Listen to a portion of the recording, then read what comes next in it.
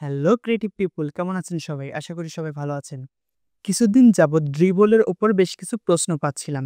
তার মধ্যে কিছু প্রশ্ন নিয়ে আসলে ভিডিও বানানোর কথা বলা হচ্ছে। বাট আমার মনে হয় যে এখানে ভিডিও বানানোর তেমন কোনো কিছু নেই বা এখানে দেখানোর মতো তেমন কোনো কিছু নেই।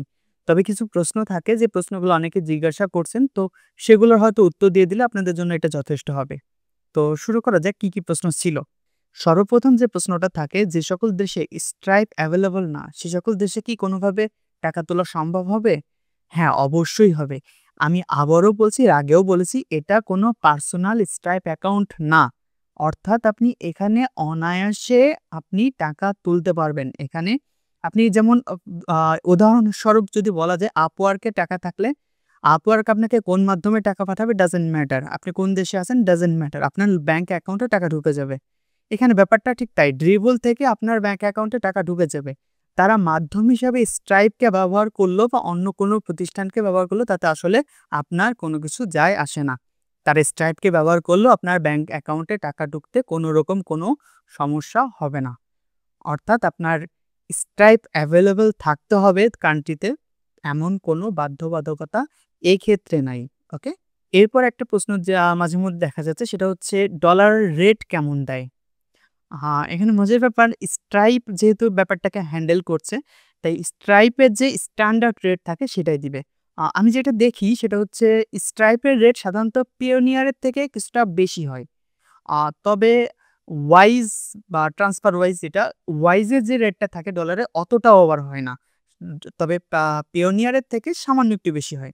তো স্বাভাবিকভাবে এখন আমি কোনো একটা রেট বলে দিলাম, ব্যাপারটা এমন নয়। স্ট্রাইপের রেগুলার যে রেটটা থাকে সেই রেটটাই সাধারণত স্ট্রাইপ দিয়ে থাকে। তো এক্ষেত্রে অবশ্যই সেটা পিওনিয়ারের থেকে স্লাইটলি বেশি। আচ্ছা, পরবর্তী প্রশ্নটা হচ্ছে, ব্যালেন্সটা উইথড্র হয়ে লোকাল ব্যাংকে লোড হতে কতটুকু সময় লাগে? সেক্ষেত্রে বলতে গেলে বলতে হবে, আ এটা আসলে ভ্যারি করে। বিভিন্ন কান্ট্রিতে বিভিন্ন পেমেন্ট সিস্টেমের উপর একটু ভ্যারি করে।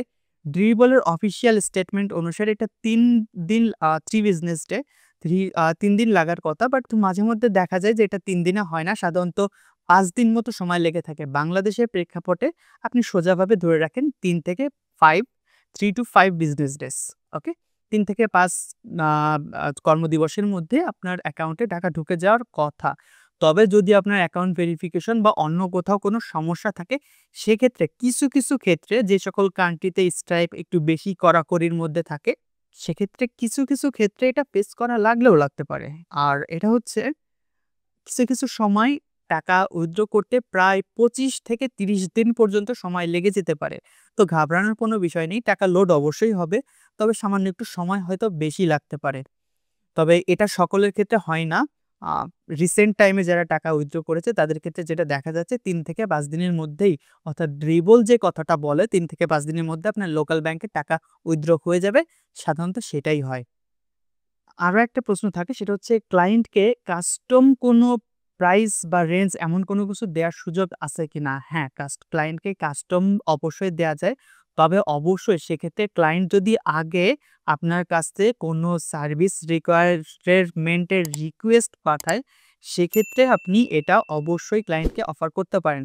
সেক্ষেত্রে ক্লায়েন্টের সার্ভিসের উপর ভিত্তি করে আপনি চাইলে আপনার প্রাইস বাড়াইতেও পারেন, আবার চাইলে প্রাইস কমাতেও পারেন। কাস্টম অফার দিতে পারেন। তবে Upwork এর ক্ষেত্রে যেমনটা হয়, আপনি মানে নিজে থেকে কোনো ক্লায়েন্টকে দিতে পারেন না। বাট ক্লায়েন্ট যদি আপনাকে নক করে সেক্ষেত্রে, বা আপনি ক্লায়েন্টের সাথে একটা প্রজেক্ট কমপ্লিট করার পর যেমনটা দিতে পারেন, এখানে ঠিক তেমন। ক্লায়েন্ট যদি সার্ভিস রিকোয়েস্ট পাঠায় সেক্ষেত্রে আপনি অবশ্যই তাকে অফার দিতে পারবেন। পরবর্তী আরেকটা প্রশ্ন যেটা দেখা যাচ্ছে, সেটা হচ্ছে ড্রিবল থেকে যে স্ট্রাইপে টাকা লোড হচ্ছে সেই টাকাটা আমরা তুলবো কিভাবে? অর্থাৎ স্ট্রাইপ থেকে লোড করা টাকা তোলার প্রসেসটা কি? আচ্ছা, এখানে মজার ব্যাপার হচ্ছে, এখানে এই প্রসেসটা দেখানোরও কিছু নেই। কারণ যারা Upwork ব্যবহার করেছেন, Upwork এর ক্ষেত্রে টাকাটা আসলে কিভাবে ওঠে? হ্যাঁ, Upwork এর ক্ষেত্রে ম্যানুয়ালি একটা ব্যাপার আছে। বাট স্ট্রাইপ এর ক্ষেত্রে এখানে যেটা হচ্ছে, আপনার ড্রিবল এ প্রজেক্ট করা টাকাটা যখন ডলারের থেকে বিডিটিতে কনভার্ট হয়ে যাচ্ছে, এরপর আপনার স্ট্রাইপের ড্যাশবোর্ডে শো করছে, দেখবেন আপনার অ্যামাউন্টের পাশে, অর্থাৎ আপনার স্ট্রাইপের যে ব্যালেন্সটা শো করছে, সেই ব্যালেন্সের পাশে ছোট্ট করে একটা উইথড্রল ডেট দেয়া আছে, অর্থাৎ কত তারিখে নেক্সট উইথড্রটা হবে। দেখবেন যে ওই ডেটে আপনার অ্যাকাউন্ট থেকে টাকা আপনার লোকাল ব্যাংকে অনায়াসে উইথড্র হয়ে যাবে। অর্থাৎ আপনার ম্যানুয়ালি উইথড্র করার কোনো প্রয়োজন নেই বা এটা নিয়ে কোনো প্যারা নেওয়ারও কোনো প্রয়োজন নেই। আপনি আপনার লোকাল ব্যাংক অ্যাকাউন্টের সেটআপটা স্ট্যাপের সাথে ঠিকমতো করেছেন কিনা এটা গুরুত্বপূর্ণ। যদি সবকিছু সেটআপ পারফেক্টলি করা থাকে তাহলে টাকা ওঠানো নিয়ে আপনার কোনো প্যারা নেওয়া লাগবে না। অনায়াসে অটোমেটিক্যালি টাকা উঠে আপনার লোকাল ব্যাংকে জমা হয়ে যাবে। ওকে?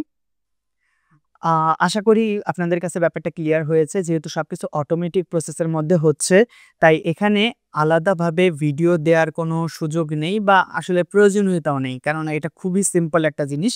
এরপর আসলে আলাদা কোনো ভিডিওর প্রয়োজন পড়ে না। এই ছিল আমাদের মোটামুটি সংক্ষিপ্ত কিছু প্রশ্ন উত্তরের ভিডিও। এটা তেমন ইম্পোর্টেন্ট কোনো কিছু না। আশা করি এই ভিডিওর ইনফরমেশনগুলো আপনাদের জন্য অনেক বেশি হেল্পফুল হবে এবং যারা কাজ করতে চাচ্ছেন খুব সহজে ড্রিবল এখানে কাজ করতে পারেন। আর যদি এখানে হচ্ছে লাস্ট ফিনিশিং এ যদি কারো এই স্ট্রাইপ নিয়ে অনেক বেশি প্যারা মনে হয় তাহলে খুব সিম্পলি আপনি অবশ্যই স্ট্রাইপের পরিবর্তে যেহেতু এখানে পেওনিয়ার সাপোর্ট করে, পেওনিয়ার ব্যবহার করতে পারেন। আ মোটামুটি পেওনিয়ারের সাথে সবাই পরিচিত। তো এখানে আলাদা করে বলার কিছু নেই। পেওনিয়ার ব্যবহার করলে আপনি পেওনিয়ারকে স্বাভাবিকভাবে যেভাবে ইউজ করেন সেভাবে এটাকে হ্যান্ডেল করতে পারবেন।